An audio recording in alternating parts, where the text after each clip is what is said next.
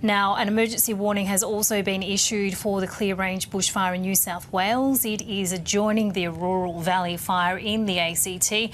Philip Williams, our senior correspondent, is in Colinton, south of Michelago, near the fire front. Phil, just give us an update on the conditions where you are there. Well, they're very, very poor. You can see there's a lot of wind here. The fire has been through these areas in quite a wide front. There's a house just in amongst those trees that has been saved, but as you can see, it's spread far and wide. Now, this is probably the result of spotting, not the main fire itself, but the spotting effect can quickly get out of hand.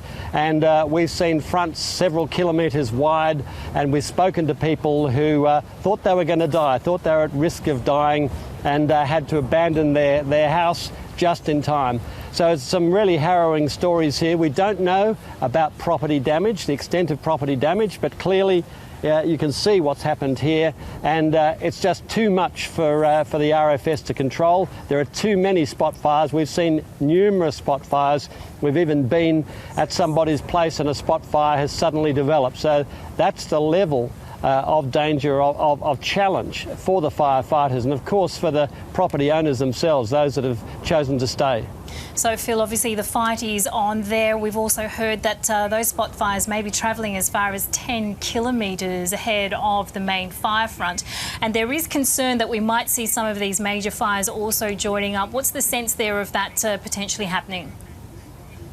Well, that's easy to see in these conditions, and if these conditions don't ease, then you can see the potential for major fires to join up. Some fires that have been going for weeks and weeks, joining up with this relatively new fire, which is this particular one, was created by a spot fire. But then the spot fires get bigger and they become named fires themselves and create more spots. So it really depends on the weather conditions.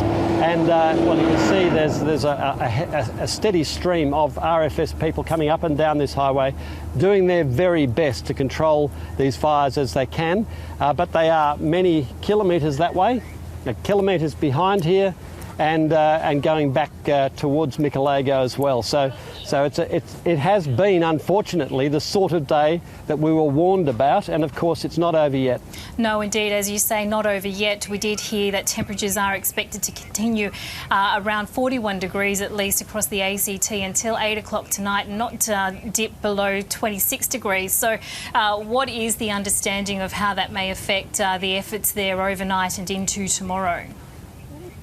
Well, it's not going to make it any easier, of course, and that depends very much on the level of humidity, on the force of the wind itself, and of course the terrain that it's burning in. Now here, it's in open terrain. It's come across paddocks that you'd think almost wouldn't burn because they've been eaten down. They've been so affected by the drought, but yes, still they burn.